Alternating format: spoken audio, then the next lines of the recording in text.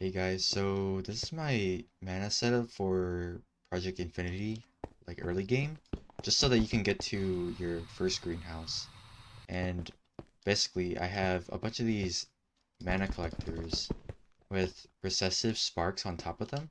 So if you just type recessive, you put this on a spark, this thing, and it will pretty much push out all the mana that's being collected from these another star feeders for the flowers. And we have a subnet here basically with quartz fiber. And we have storage buses that are extract only. And what we're doing here is basically we're sending all of our mana through this pattern provider. And the reason why we have this pattern provider is because we have lock crafting on so that we can basically send only 6 nether stars and spread them out to each of these.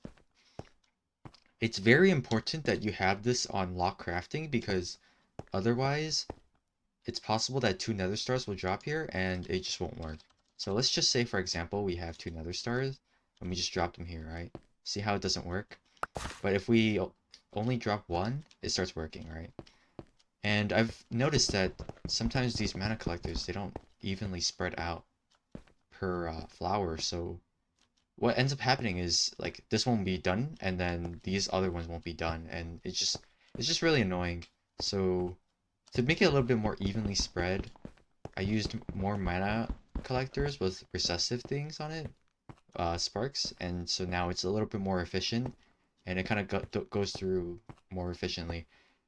It kind of does like a Gaussian, which is kind of like it goes up and then goes down in terms of like the amount of mana being input, because these corner ones, I believe they send more to the middle and compared to like the further away. So what happens is this thing sends like most here and then little bit little and then little and then basically nothing here, right?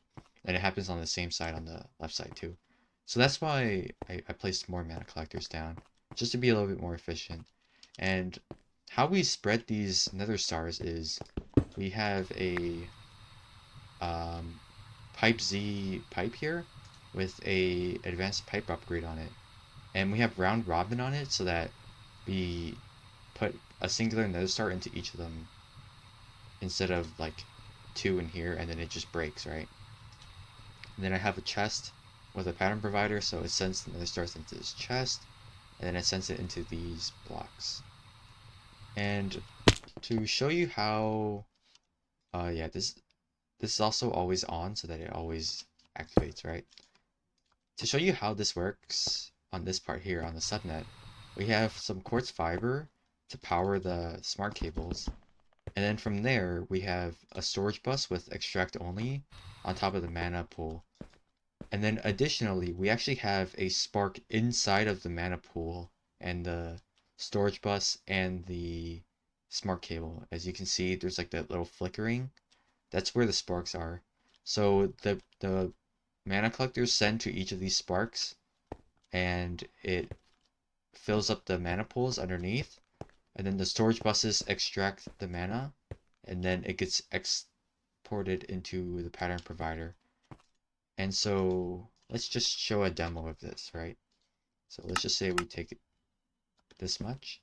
I unfortunately grabbed that one on accident, but it should still work. So as you can see, it's spreading out across all the mana pools.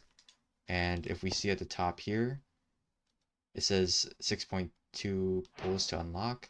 So now we're just waiting for that.